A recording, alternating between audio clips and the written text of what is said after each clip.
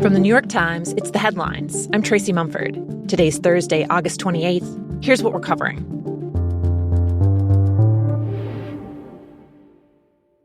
Over the past 24 hours, the country's top public health agency, the C.D.C, has been thrown into turmoil as the White House fired its director and multiple top leaders there quit en masse. Tension had been building at the agency for days as the director, Susan Menarez, clashed with Health Secretary Robert F. Kennedy Jr. over his stance on vaccines, which he has a long history of sowing doubt about. Yesterday afternoon, things came to a head when the Department of Health and Human Services, which oversees the CDC, posted on social media that Menarez was, quote, no longer the director, even though her lawyers said she hadn't been fired and wouldn't resign. Then, after 9 p.m., the White House put out a statement saying Menarez had been terminated and that she was not aligned with, quote, the president's agenda of making America healthy again. For the moment, Menarez is still refusing to step down. In a statement, her lawyers said that the country's public health institutions are being systematically dismantled and that, quote, the attack on Dr. Menarez is a warning to every American. Our evidence-based systems are being undermined from within. Beyond the showdown with Menarez, 4 other senior officials at the CDC resigned yesterday, including top vaccine experts and the CDC's chief medical officer. Together, they led the agency's response to a wide range of public health threats, including anthrax, mpox, swine flu, COVID, and the opioid crisis. Meanwhile, the dramatic shakeup at the CDC came on the same day that the federal government put new restrictions on who can get this year's COVID vaccines, over the objections of several national medical groups. Until now, all Americans 6 months or older were eligible to get vaccinated. Going forward, people will have to fall into one of 3 categories. They'll have to be over 65, or under 18 but with a medical provider's approval, or they'll need to have at least one pre-existing condition that puts them at risk.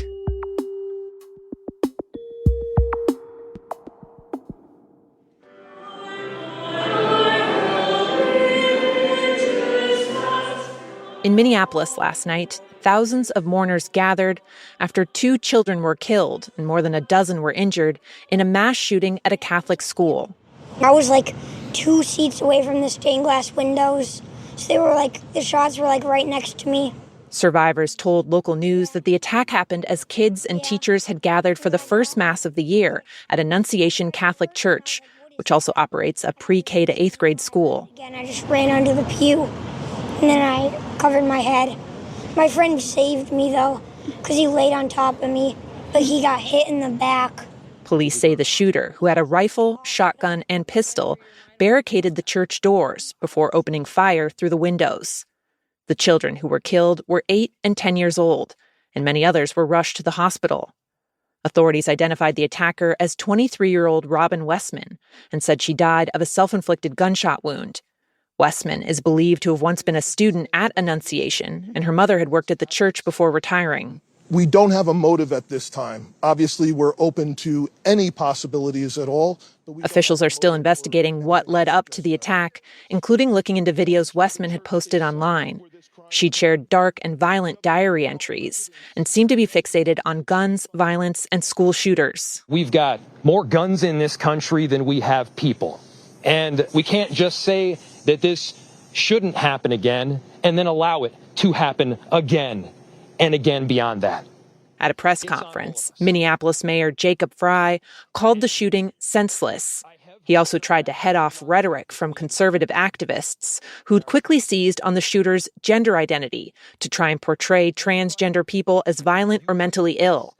According to court documents, Westman legally changed her name a few years ago because she, quote, identified as female. We should not be operating out of a place of hate for anyone. We should be operating from a place of love for our kids. Kids died today. This needs to be about them. Following the shooting, President Trump ordered flags across the country to be flown at half-staff.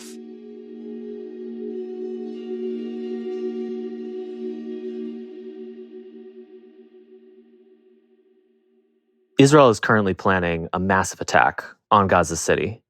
They say that they're going to need at least 60,000 additional soldiers. But my colleagues and I have heard over and over again that many soldiers are no longer able or willing to show up. My colleague Aaron Boxerman is a reporter in the Times Jerusalem bureau. He says the Israeli military hasn't shared firm numbers about the scale of the issue, and several reservists the Times talked with said their units are still highly motivated to keep fighting.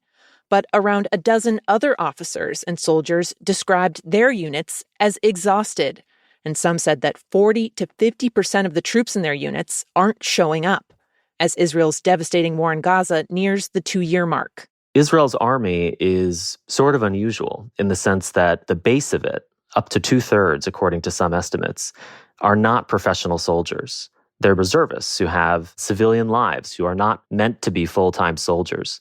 But many of them say that they've spent, many hundreds of days in uniform in Gaza, in Lebanon, in Syria, and in the West Bank. That means time away from their families, time away from work, time away from school. And that's been trying for them and has also caused this attrition that we're starting to see in the ranks of the Israeli military. There's another factor at play as well. A small but growing minority of soldiers say that they are no longer willing to go back and serve in Gaza because they believe that the war has become immoral. I spoke to one captain in the reserves who was sentenced to 25 days in a military prison because he refused to mobilize for another round of duty. He told me that he believed that the war was endangering the remaining Israeli and foreign hostages in Gaza, that it was endangering Palestinian civilians, and that it was simply no longer a just war. And so we started to see not just exhaustion over the war, although I think that is still the dominant feeling, but we've also started to see discontent and even dissent inside the ranks over how the war is being fought and perhaps its ultimate goal.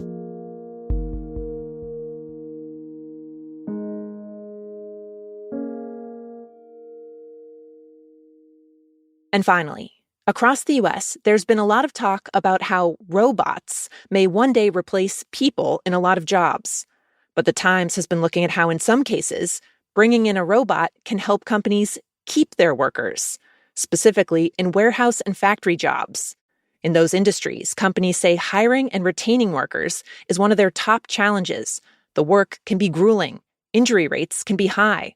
Some of the jobs have a turnover rate of 100%, leaving managers constantly trying to find and train new employees.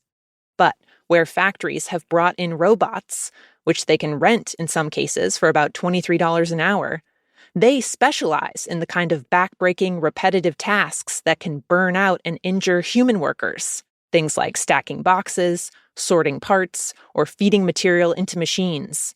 And staffers may be more likely to stay at a job if you spare them the worst parts of the work. One company in Illinois that makes detergent pods told the Times that after renting 3 robots, it was able to reassign all the workers who normally would have been stacking boxes on pallets. Some were promoted to more technical jobs with higher pay. The founder of a startup aimed at building and renting out a fleet of robots said, quote, "It would be more contentious if robots start taking jobs that people actually like doing." Those are the headlines. I'm Tracy Mumford. We'll be back tomorrow with the latest updates and the Friday News Quiz.